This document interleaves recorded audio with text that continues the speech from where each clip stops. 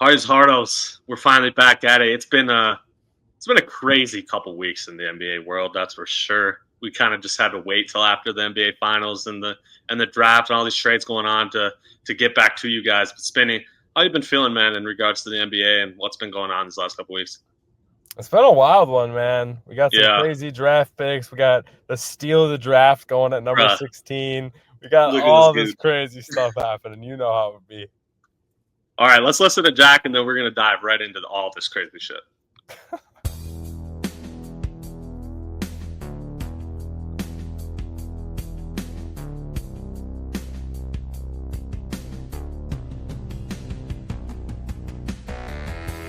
Fentanyl bus!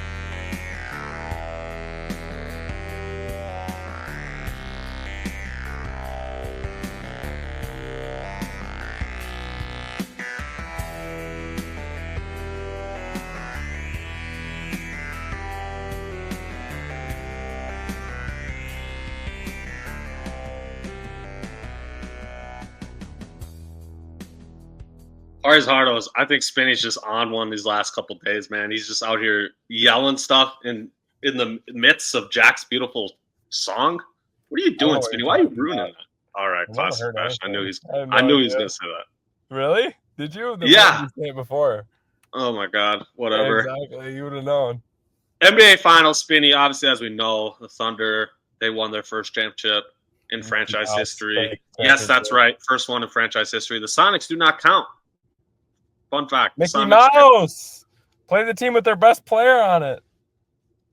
You think this championship is a Mickey Mouse ring? Is that what you're saying? No, I'm just trolling, but Yeah. I just hated the absolute fact that the best player on the Pacers was on one, and we know how good Halliburton plays when he starts games. So I literally did. Yes, exactly. How he plays for his entire career. When he starts 3 for 4 with 3 threes, like this man was going to drop 40, and I was not confident in that. The Pacers were going to win this freaking game, and then he gets hurt. It was just. It's not Mickey Mouse. The Thunder beat the people in front of them. They did a good job. I just really thought the Pacers were going to win that game. I really did. So did I. With the way he started, like you said, that was a great point because he in terms of scoring, that's definitely his biggest games always come when he has a good first quarter. So that was a great point by you. Yeah, 3 threes in the first half of the first quarter. Like this dude was about to be on one, and you could just tell the second he hit the floor, you knew what happened. I mean, just based off his reaction and everything, he's just slamming the court with his hand and yelling no, and you're just like, that's just such a heartbreaking image, man. It was similar to, you could see it when you watched the replay, like you could see his whole calf pop, like you could see it, and then Halliburton this year, both 3-point and field goal percentage goes up by over 15%. It's like 16.5%. For field goal percentage and over 10% for 3-point percentage when he makes the first field goal of the game. It's really insane. Wow. Yes, I didn't see that. His points per game is up by over 7 points per game. It's like 7.3 points per game. Damn. Depending if he makes his first field goal or not. Just his first field goal.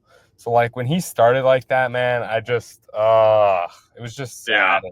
And the Pacers held it for the first half. I was like, are they really gonna like be able to grind into this? And then the talent difference, they didn't have a ball handler in the second half, and they used Halliburton so much.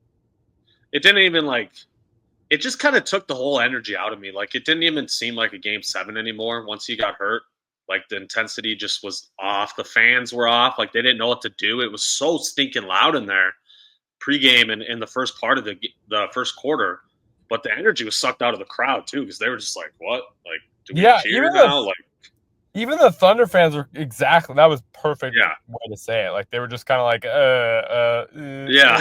like no one wanted to cheer. It was just weird, and the vibe, like, you know, all the people I was watching it with, right? We were just like, frick, right away. Like it was. I was coaching volleyball and just got back. We played at night, but my team, being goats this weekend, got it done early. That game, our last game was at 7:30. Game started at 8 there, but we got that game done by like 8:05. So I got to watch with a bunch of the coaches for this game, and it was just like everyone was just Like, no way. Like, it was just such a different It's vibe. just, yeah, it's just so depressing. It's so heartbreaking. I feel so bad for everyone involved with the Pacers, from the players, the coaches, the fans. It's just extremely heartbreaking for all of them. This happens in Tyrese Halliburton's biggest game of his career. It's just the worst scenario possible, for And sure. it's the calf injury scenario again. Right. You know? Exactly. Wreaking havoc. Yeah. Exactly. Same thing that happened with KD, as people remember from the past. Um, we'll give the Thunder their flowers, though. As you said, Yeah. they did what they were supposed to do. They were the best team from start to finish all season. They really were. So shout out to them. They had a tremendous season. SGA, Spinny, fourth player in NBA history to win MVP, scoring title, and Finals MVP in the same season. So truly, actually, a historic season. It just is weird because So, you Jordan, see Shaq and Kareem? I would assume Kareem. You would assume it was him, but I don't remember. Because I don't think LeBron even has done that. No, it was not LeBron because LeBron only has this one scoring title. He did not win Finals MVP that year, so yeah, it wasn't Kobe either. I know for sure it was MJ and Shaq. Shaq was the last one to do it in the early 2000s. So okay. But either way, like it's statistically speaking, like from team metrics and individual metrics, it's a truly historic season. But it's just weird from like the fans' perspective because I can't even like think of a singular iconic moment. Right? I feel like most historic teams like this have like a moment or two you can point to, like, oh, I remember that vividly from the season, and I just don't seem to have one with this Thunder team, which is not taking away from No, I also don't feel like they had signature wins. Like, they didn't beat, like, I know it was such parity this year, but like, the Wolves is the best team you beat in your NBA championship run, or the Nuggets, if you want to say that. Like, I don't know. That was a hard one. I felt like, now look, the Pacers played out of their minds, and we both would have picked them in Game 7 with, halfway through the first quarter, we're both picking them in that game. But it just doesn't, like, they just don't have the star power of teams like Boston and New York. So it's hard, like, when the Thunder don't have that type of team, that type of win on their resume. That being said, they beat every single team in front of them, and that's all they can do. So, that is what it is. You already shouted out SGA. Jalen Williams really, like, I felt like had an up and down finals, but the times they needed him, he was there. The times 24, SGA 5, and 4. struggling. J-Dub averages in the finals. 24, 5, and 4. Yes. And I felt like on J-Dub always came when off SGA was present, which is Correct. the second star thing. And then when you're talking about Chet, man, the defensive impact he had throughout the finals was crazy. Obviously, Game 7, he really, like, showed that piece of it. But Chet really showed, like, the Chet Wemby model when it works on the defensive end, how much of an impact it can have. Obviously, the injury factor, and he, missed a ton of the season. But when players like that are in the lineup, it really does change your team defensively. Yeah, 100%. And he'll get there scoring wise, like that's like probably his biggest knock right now. He's a little inconsistent in terms of the offensive production, especially from three. You would expect him to be a lot better shooter from three than he is, or has been in the playoffs, I should say. But that'll come, and dude's young as hell. I mean, it's only his second full season in the NBA. So, and see, like, to me, Chet was always a shooter. I was always worried about him scoring, going to the rim in the NBA. And it's kind of like he can do that right now. Like, a lot of his big point games are doing that. So it's like, wow, if he can score doing that, like, I know the shooting will come. The shooting has been present at every level. There's no way he doesn't figure it out at the NBA level to be a 38 to 42% three-point shooter. I just don't see it happening, So it's like the fact that he can score inside is a huge, like, plus for me. For sure. I mean, this Thunder team, man, it's been, I can't think of a team that's been better set up to win now and in the future than this Thunder team. Obviously, J-Dub and Chet still have another year or two before they're doing an extension. Shai's already paid. He'll be paid a super max here pretty soon, obviously. But they're set up for the next 3-4 years. They could really take a run at this and win a couple in a row. It'll be interesting to see if they're able to keep that going. Do you think they're like a Do you think they can win it again next year and the year after that? Like, what do you think here?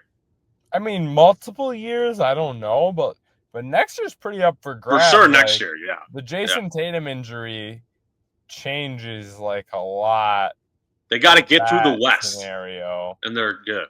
But if they get through the West, like, is the best team in the East going to be New York? Like, That's what I'm saying. If the best team is New York unless or whatever, like, a Giannis to New York trade happens, right? Like if we're looking at yeah. Giannis and Brunson and whatever else there, like that'll obviously be the pick, right? Yeah. But barring like a situation like that, Houston, obviously, in the West, looks like they're going to be great. They take away the inefficient Jalen Green shots and they replace them with more Amen Thompson shots, KD shots, 50, more 40, Jabari 90 Smith KD. shots. Yeah, I just love what they did there. Fred VanVleet back for the leadership role. I just feel like they have everything in Houston. But if OKC can make it out of the West, I think.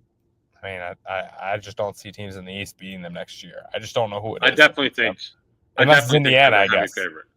I think they're the heavy favorite for sure next year. Yeah, for sure, deservingly so.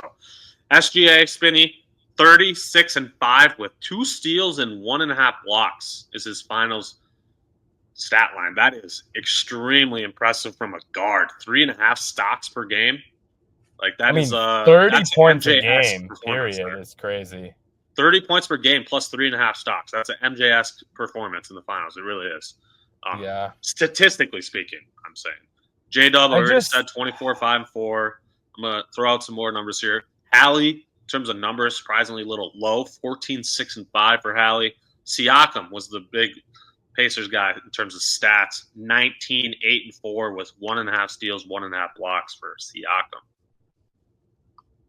Siakam was the best player a lot of the time for Indiana. Like, it was just... That dude is actually really freaking good. It reminded me a lot of Kawhi Leonard with the Raptors, where it was just like, we can give Siakam the ball in that little post up on the block, and we know he's going to go and get his points efficiently. It just felt very like Kawhi, KG, Tim Duncan-esque, where it's just like, we're going to go to the midi, we're going to get our shot, we're going to hit it about 65% of the time, and there's not a lot you can do to stop us. So you got to give Siakam credit for his performance. Like TJ McConnell, multiple games. TJ McConnell. That was crazy. How many that was insane, bro. How many 12-foot middies is the man going to make? Like, it was just one-on-one 12-foot middies for days. Credit him on that.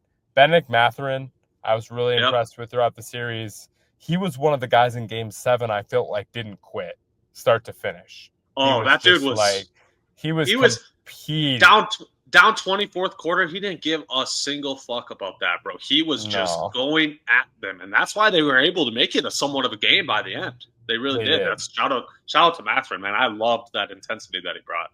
And I think he's going to be a good player going forward. Shout out to the Pacers for making guys like Nembhard and Nesmith look absolutely like Derek White level players, maybe above role players. Like that was credit to them. And obviously Rick Carlisle is absolutely a stud. Yeah, like dude's a beast.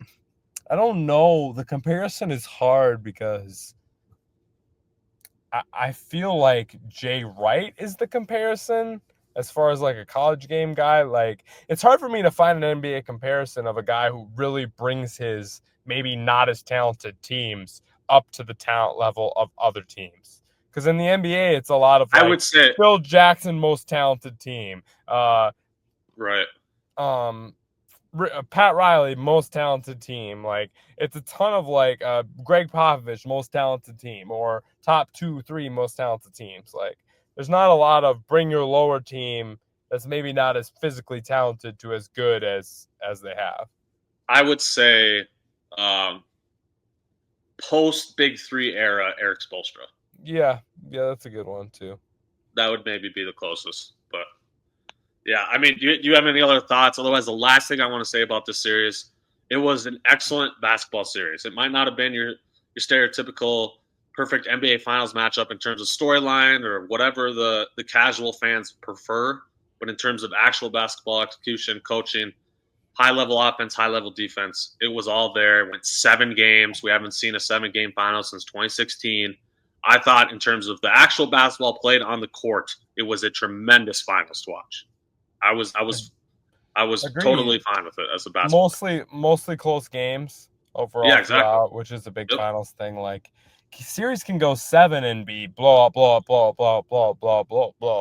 and it's still as not equally as boring as a short series, but still boring in some ways. There's a lot of nip and tuck nail biting and fourth quarter clutch moments and things that really made the series fun. So I'd agree with you.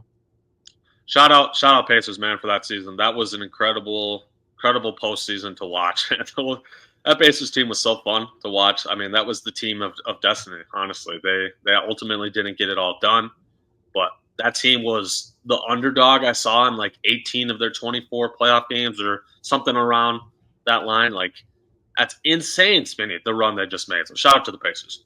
Shout out to them, and we'll pick against them again the next following year and years to come. Yep. So. Most likely, yeah. Yep. Now trades. There's been a handful of them. We'll start with the one that happened the longest time ago. That would be Desmond Bane traded to the Magic for 4 firsts, a swap, Cole Anthony, KCP. My first thoughts, it might be a little much for Desmond Bane. A little. Listen to this context. Firsts, a little. Listen to the context, though. One of the firsts was this year. Who gives a shit? It wasn't even a top 20 pick. Who cares? Right? The next 2 picks, in theory, shouldn't be top 15 picks at all. Now, that 4th one is like 20, 32, or whatever the hell it is. That's where it gets a little sus. That could be a good pick. But the timeline fits perfectly. Desmond Bane's 26 years old. Paolo Banchero's like 22. Franz is 23. These guys are all already paid under deals. So given that context, it makes sense to pay 4 firsts for somebody. Also, this is a guy who didn't demand a trade and want out. So you're obviously going to naturally have to pay a little more for someone like Desmond Bane, just kind of like the Rudy Gobert situation, right? Like, he was there. He's a good player. He didn't demand out. That obviously always throws off the leverage for teams. Cole Anthony, I don't care about him. He's a career backup, offense-only guard.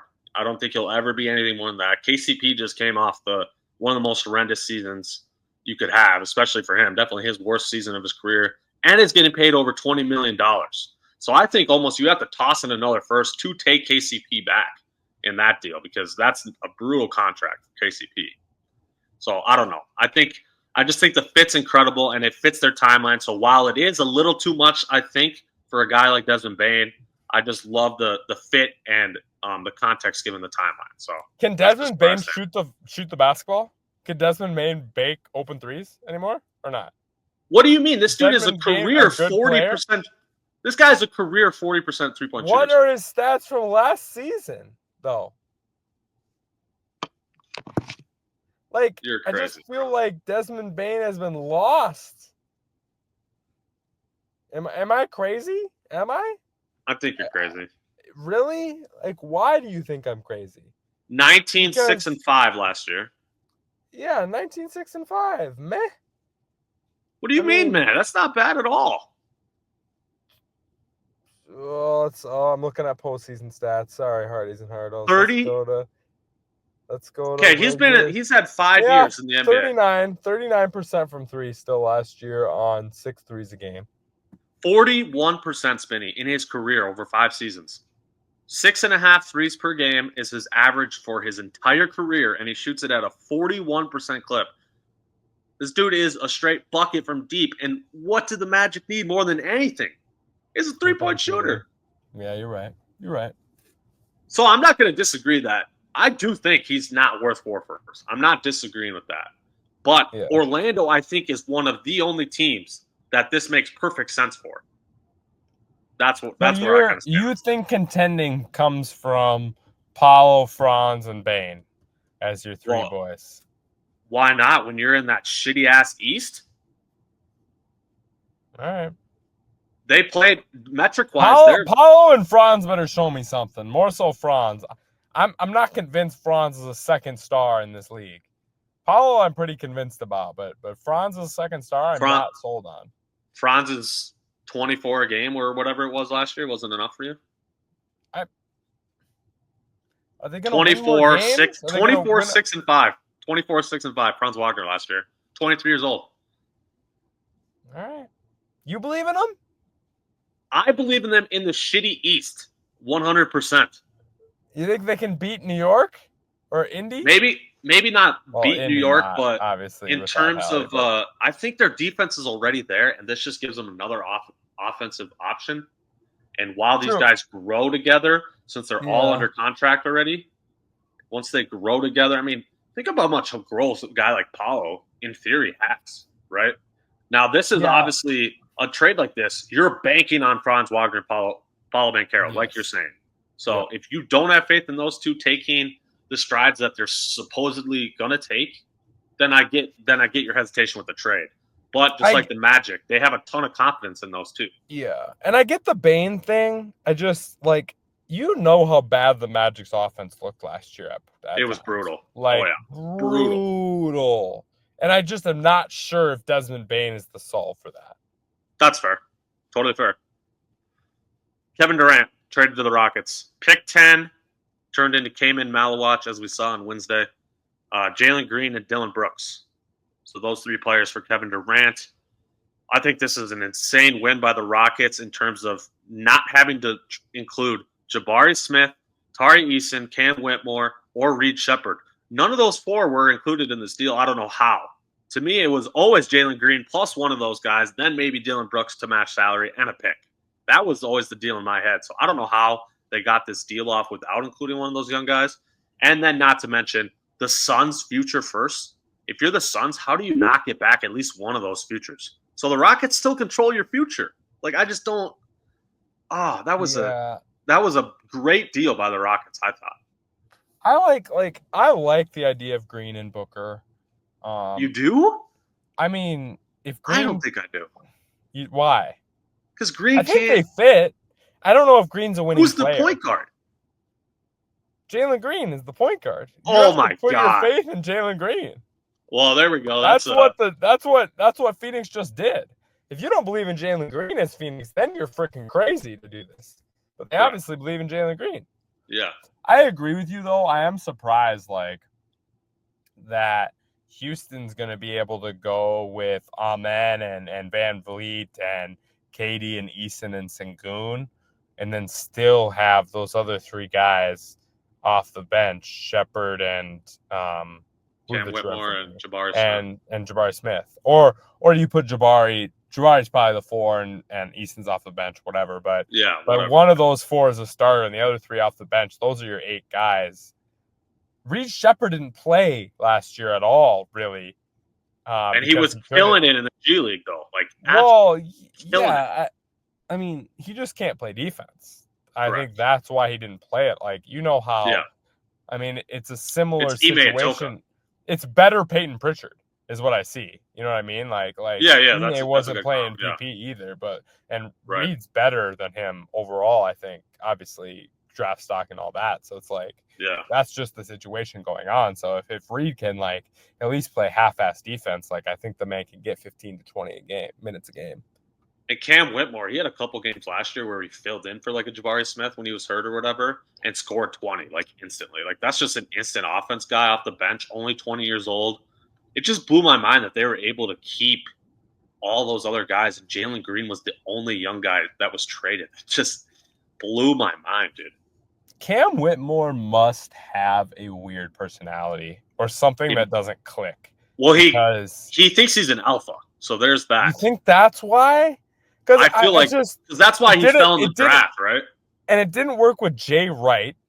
And we see it in moments with Udoka, but we also see moments of Udoka wanting to wanting to punch the dude. So it's there's got to be something that's not locked with him. Yeah. No, that is a good point. The mental piece might be a little off, and the attention to details and the defense too, all of that. So I do get that. Spinny. Overall, Kevin Durant trade. This is the ingoing and outgoing pieces for the Suns. This is gonna hurt Suns fans' ears out there. They got Jalen Green, Dylan Brooks, pick 10 came in Malawatch, and 5 seconds. That is what they got for 4 first-round picks, Cam Johnson and Mikal Bridges, who Mikal Bridges was traded, as we know, last season for 5 first-round picks. So basically, Jalen Green, Dylan Brooks, and 1 first for, in essence, like 10 first worth of value. Yeah, I mean, obviously not good. I do obviously think not good. I do think they traded Bridges and Johnson at probably close to the highest of their values. No, because the Nets you don't got think 5 so? first for the Nets got 5 first for him. But what could you get for Bridges now? You're not getting more than like 2. I know, that's what I'm saying. The Nets traded him at his peak value, not the Suns. The Yeah, Suns gave up 4 firsts and Johnson and Mikal just to get KD. Yeah, and then KD, obviously. But you can't blame KD. The Suns didn't build a roster. I'm not blaming KD at all. The Suns didn't build a roster. Yeah, the Suns couldn't build a roster to win basketball games. This has nothing to do with the players on the Suns. This is all to do with the GM and the front office, 100%. Yeah, like you and the coaches have been the scapegoats, right? Frank Vogel out of there, freaking Bud out of there. Those guys did a decent job with what was on their bench. This is all the front office.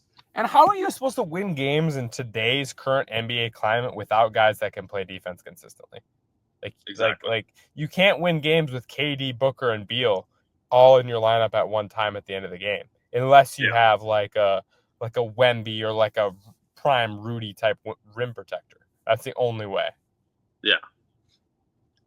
All right, KD, the Rockets. Overall, you love that fit, right? I mean that's a perfect fit. I feel like for KD. Like you said earlier, they get rid of those inefficient Jalen Green shots down the stretch and replace it with a guy who's basically a career 50, 40, 90 shooter in Kevin Durant. I just think we want Amen Thompson with the ball in his hands more. Yes. That's what we want, and that's what we're going to get. So yeah, it's going to be exciting. That's good for the Rockets. It's going to be really exciting to watch. Not good for a Wolves fan, though. I don't like all these other West teams getting stacked. I'd rather have KD on my team right now for sure. Yeah. Let's go this route before we touch on your team's 2 trades. CJ McCollum, Kelly Olynyk, and a second for Jordan Poole. I just thought that was such a weird and random deal. Like, why do the Wizards want a winning player in CJ McCollum when they're trying to lose? I feel like they're trying to lose, but clearly not because Middleton opted in. They traded for Marcus Smart. Like, they have some vets on their team now, but like next year's draft is supposed to be even better than this year's. So I don't know why they would be trying to win games, but what do I know? And I'm sorry, maybe I'm just too negative on Jordan Poole, but why would you want him if you're the Pelicans too? I just don't think he's very good, and CJ McCollum is at least on an expiring deal. Yes, he's old, doesn't really fit your timeline, but he's on an expiring deal. Now you have to pay Poole 2 more years. So, like, I just didn't get it from either team's standpoint, honestly. It tells me the Pelicans are trying to break it down and start over. It tells me that there's going to be a Zion move coming if there possibly can be. It tells me that if that's the case for New Orleans, I understand it. I might not agree with it, but I do understand it. From a Washington perspective, like, it just seems to me, like you said, they're just trying to be their 7 or 8 seed and get a first-round exit type scenario. Like, that's what they're looking for. I don't know. They're terrible. I don't flipping know, but that's what potential you have with McCollum and Middleton and Smart and all the random decent vets they put together. Just makes no sense to me. Spinny, your Celtics. They got under that second apron. Great job by them. Drew Holiday for Simons and 2 seconds. Porzingis in the second to the Hawks. Terrence Mann and pick 22 to the Nets. I don't know how the Nets get pick 22 in this situation. They literally didn't give up anything. Niang and a second to the Celtics. So break it down, Spinny. I love Anthony Simons for Boston. I think he is on an expiring deal, though. Do you think they're going to pay him? No, but I think there's prove-it deal opportunity. And I also think for this year, he's extra scoring that you need. You're not necessarily worried about defense. You've got defensive guards in Brown and White. So, like, you can afford to have a minus defender But I think you're going to be missing buckets. And that's something that Anthony Simons can provide, at least for 1 year. And then if he, is committed and tries harder on defense and gets after that type of stuff, then, there could be potential for extending him. I don't think so. I think it's more of a 1-year rental to get off salary, to get the scoring for the year when Tatum's out. And then we're going to re-go after this next season. Yeah, I agree. And Porzingis trade, that was strictly just to get off his money, honestly. You couldn't really expect much in return just because of how many games he misses every year. There's not a team out there really that would give up a lot to get somebody at that contract money. So I totally understand the return only being Niang in a second, right? Like it's just to dump the salary. So I get it from that standpoint. I'm also concerned a little bit about what Boston's front court's going to look like. I know. There's rumors that Horford might go elsewhere, too, if he doesn't retire. So, yeah, definitely a little worried about what that looks like. But in reality, I don't also think Boston's going to be that good next year. That's what I'm saying. As a Celtics fan, what do you even care if you're good? Wouldn't you almost rather be bad in a draft that's supposedly as stacked as it is next year? But the hard thing is you're never going to be really bad in the East as long as Jaylen Brown's healthy. Brown and you would have to trade Jaylen Brown to be bad. Yes, Brown, White, and Simons gets you third in the East right now, probably. That's embarrassing to say. Yeah, so that's the hard part about the whole thing.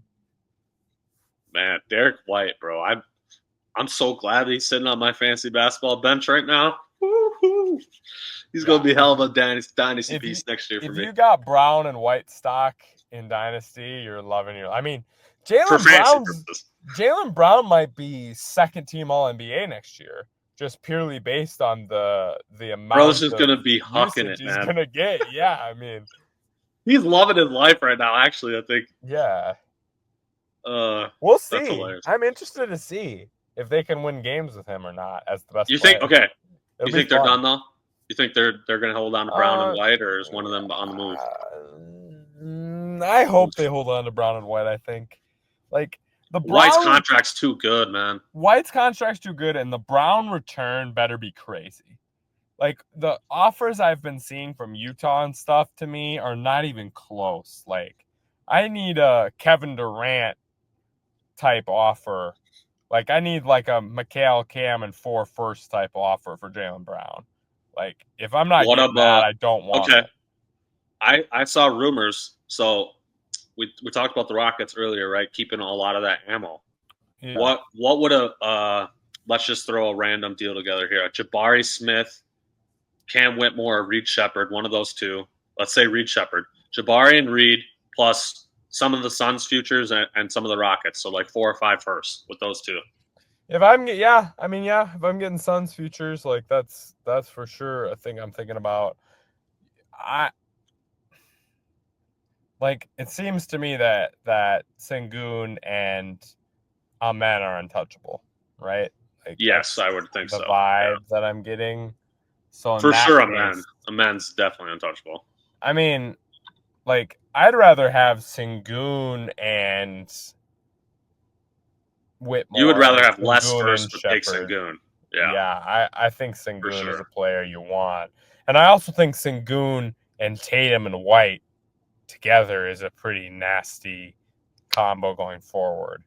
Yeah, I do like that combo too. That's what's hard for me is how good is Jabari ever going to be? Is Jabari right? I don't know if Jabari's more than a really good role player. And to me, he hasn't shown anything more than that. So, and to me, that's probably what Derek White is too. Derek White's better than Jabari, but I still don't think necessarily Derek White's your third best player in a championship team. I don't know. So it's you're just gonna go with Tatum and a bunch of maybe thirds and some really good role. I just don't know what that looks like. Yeah, that's true. All right, let's jump to the NBA draft. The draft, for the most part, especially in the lottery, was pretty chalk. Went pretty much exactly how most experts thought it would. I was surprised personally that Kaman Malwatch fell outside of the top 7, top 8 range. I did not think he would still be there at pick 10. That was just a small surprise to me. And in classic Suns fashion, they draft him and follow it up by a trade with Mark Williams 5 minutes later. I don't know why you're drafting and trading for the exact same type of center within 5 minutes, but that is a classic Matt Ishbia and Suns front office move there. Ayton living rent-free in their heads. Literally, I guess so. Sixers keeping their pick was a slight surprise for me. Maybe I shouldn't be surprised. They're trying to slowly move off this Embiid timeline, but I did expect that trade to be or that pick to be moved and them to move back in the deal. So I didn't expect them to actually pick at 3. That was another surprise to me. Yeah, I didn't see that. Also, like, everything surrounding Ace Bailey. Ace Bailey, visit to Philly, so they don't draft him. I thought Hornets were probably the biggest Ace Bailey route, and they go with a guy who I think has a fairly limited ceiling, which doesn't really make sense for them, given what their roster looks like, in my opinion. And then Ace Bailey goes 5 to a team he has said he doesn't want to go to, who he declined to work out with, who drafted him anyway. I just the whole Ace Bailey saga was like WTF for me. Ace, bro, you need better representation. Why is Sharif Cooper's dad your agent? This dude had Sharif Cooper fall from the first round all the way to the second round a couple of years ago. He's doing all this dumb shit to you now. I just don't understand how Ace doesn't realize like this is a terrible representation to have, but whatever. To each their own. What was I? The big one here, we have to touch on this. What are the Pelicans doing, man? I like Derek Queen as a prospect. I thought him at 13 was great value, so I'm not like dissing that part of it. But to trade up 10 picks from 23 to 13 and to give up your unprotected 2026 first in a draft that everyone says is supposed to be better and deeper than this year's draft is ludicrous to me. Who do the Pelicans think they are? Do they think they're getting 82 games out of Zion Williamson next year? I just don't understand. The Pelicans are going to have a 15 to 20% shot at the number 1 pick next year. They're terrible. They are terrible. Especially like if Zion's hurt at all, you're going to go with Jordan effing Poole as your best player in your team. And like, Trey Murphy. That's it. Like, that's L's. That is L's. DeJounte Murray tore his Achilles. He's out for all of next season. Zion's always hurt. He's not going to play.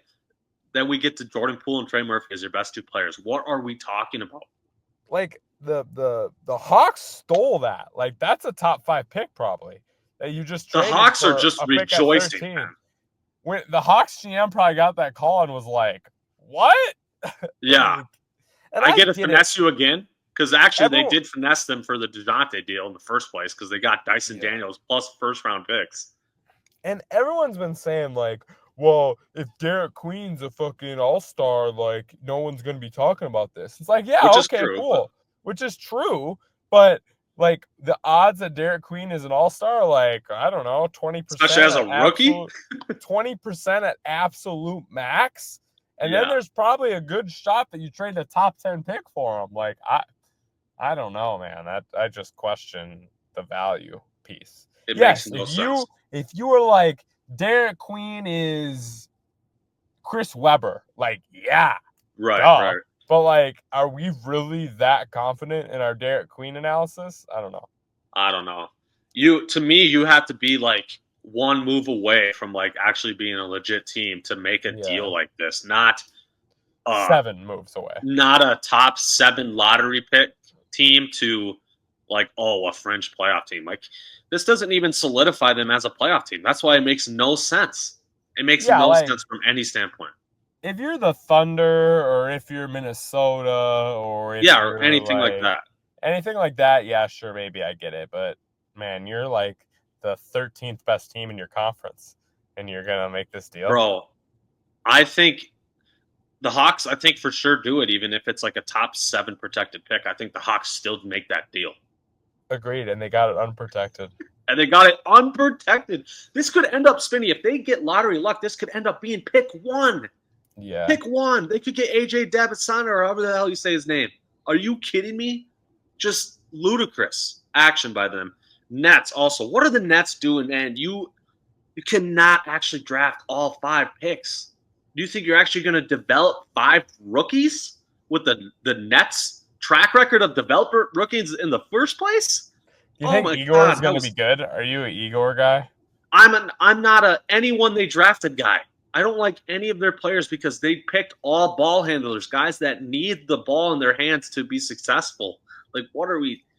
Oh, I just don't get it. Yeah, I can see the vision with Igor, but no one can catch and shoot a 3 of any of the guys they drafted, which is like, crazy. Which is crazy.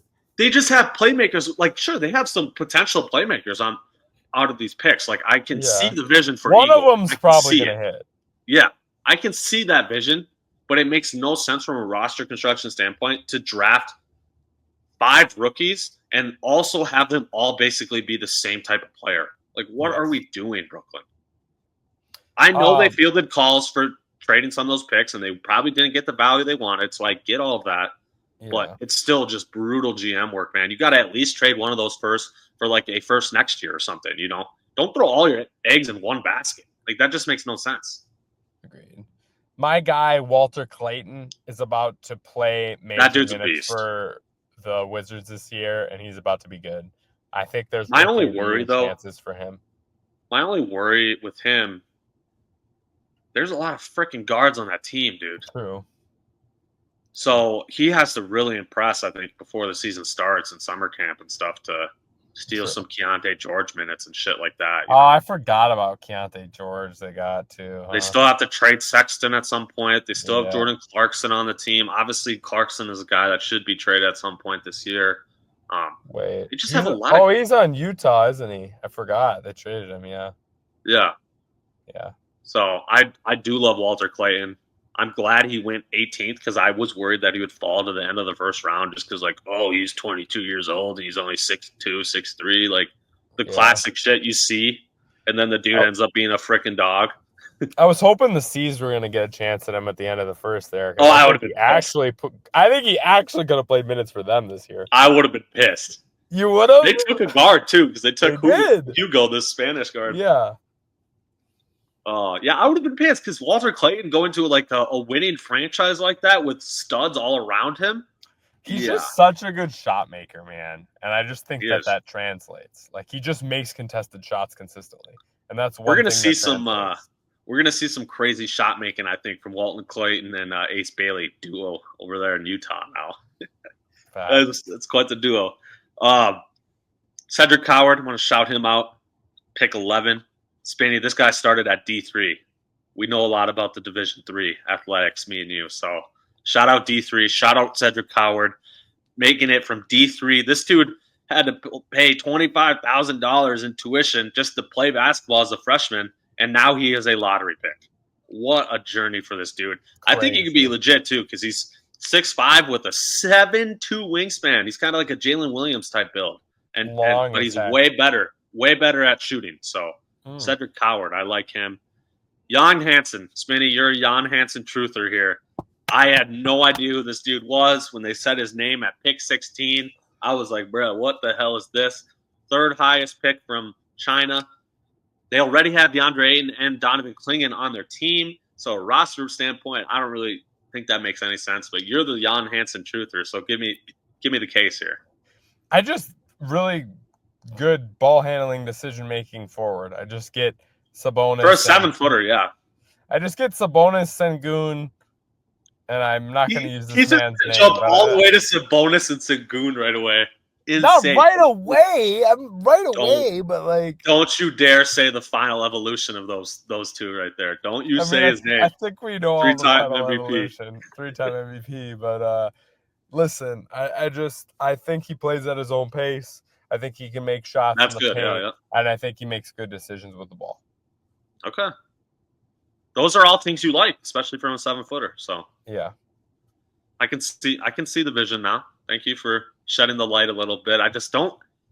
They have to be trading 8, right? You already drafted Clingan last year in the lottery, and now you're going to draft this guy too. You're trading Ayton, and then it's perfect. It's like Jokic and Kat together. Oh my god! Don't say you said Jokic. I knew. Insane. All right. Wolves, we got to mention their guys. Jon Beringer, I don't know, another dude I've never heard of in my life. Pick 16. Rocco something from Australia in the second Rocco round. something. We don't even have the man's name. Okay, I'll pull it up, but I don't think you want me to try to butcher his name too. Rocco Sikarski. Oh, that's not as bad as I thought. Rocco Sikarski. Both centers. Rocco's 7'3". Jon is, I only believe, 6'11", just comes in just under 7 feet tall. He's only 18, though. Extremely young. From what I'm seeing on reports about this Jon dude, is that he can at least actually catch the ball. He has good hands for a big, so we love that. We absolutely love that because we've been watching Rudy miss every single ball that's thrown to him right here. Just through Rudy his hands has the Hall of Fame Hands of Stone badge. Yeah, he does, literally. Yep. So I don't know. I mean, neither of these picks really move me, but I understand. Obviously, we're trying to draft like a Rudy replacement, right? So I get it.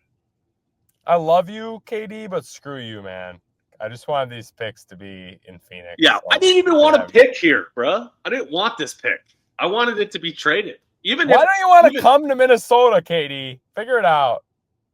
Because we have state income tax, and we weren't going to give them an extension. Two very important things for Kevin Durant. $1 bills. Yeah, it is. When you're 38 years old, you already have 2 rings. He really is just buckets for hire. 25 a game for hire. I get it. 40, 50, he is. 90, 25 a game for hire. People are actually insane about Kevin Durant. I've heard people say that this trade doesn't move them in regards to the Rockets' standings in the West, and that just blows my mind. It's like we watched the Rockets. What was their biggest weakness in the first round against the Warriors? Half-court execution. And shooting the ball in half court. Yes. This dude is literally 50, 40, 90 lock every season. KD just like the hate overall, like I get it. He's not a leader. He's not whatever. But like there's just I've never seen a player that fits on any team like him. I've never seen a player that could literally play on all 30 teams and would almost instantly make them better at any second. Like he just comes in, he works his tail off, he's got a good attitude, he scores 25 a game at 50, 40, 90. I just don't get all the like hate because he's not LeBron James or he's not like he doesn't have that I want to be the guy, leader, do everything guy. It's fine. He's unbelievable. Yeah. Not everyone has to do that. Not everyone has to be the leader. People just don't understand that. Random comment here about the draft. How many of these players are represented by Clutch Sports? I saw Rich Paul at every single one of these dudes' tables. I shit you not. This dude's just running around. I was mind blown every single time they're showing the dude stand up, dap up their dad or whatever. Rich Paul's just in the background. I'm like, what?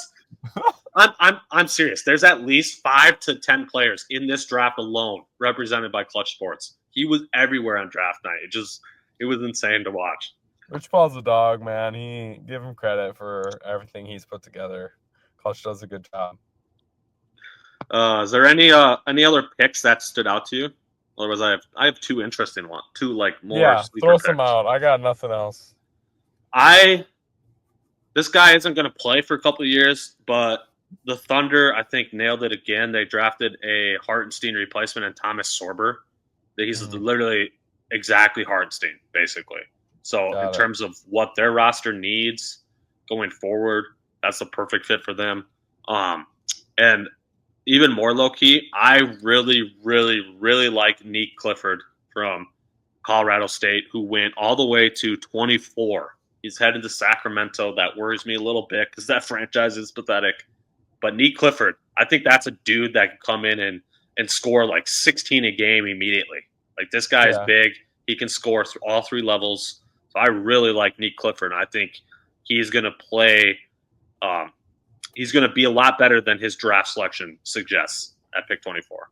So those are a little more low-key guys that I saw. Thunder also have Dang coming in next year who tore his ACL last year and basically didn't play, but was one of the best playmakers in the EuroLeague. So lots of stuff coming in. Kalkbrenner, I liked him in the second round. Topic, right? Topic, yeah. As well. So Yep. just endless Thunder replacements. Topic, first NBA player in history to win a title without playing a single minute for that team. Yeah. That's what I saw when they won. He's already got a ring on his finger, and now he's about to come in and be like this 8th man next year for the Thunder.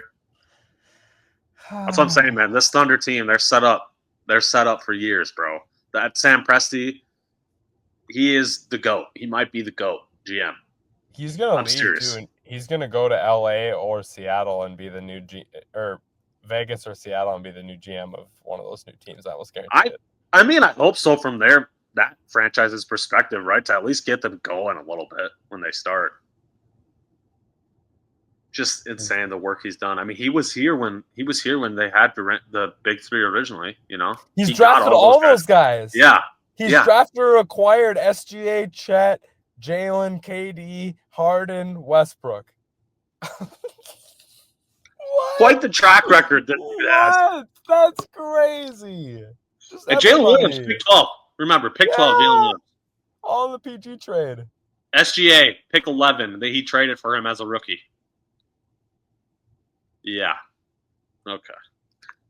Spinny, you have any final NBA thoughts? Otherwise, we'll be on the lookout. Obviously, free agency is coming around here, so there's a lot more crazy stuff with the NBA coming to happen here in these next couple weeks for sure. Interesting to see what the Wolves do with Alexander Walker and Reed and Randall. How that all shakes out as well. I hope we keep all three, but I just have a hard time seeing us keeping all three. Yeah, I agree. All right, we'll let Tim Conley cook, though. And Tim Conley we trust, for sure. Timmy C is the GOAT. Well, not the GOAT, but he is good. He does his job. He's solid, top of the league. We like him. Yes, for sure. All right, Hard as Hard House. We appreciate y'all. Hug those friends and family.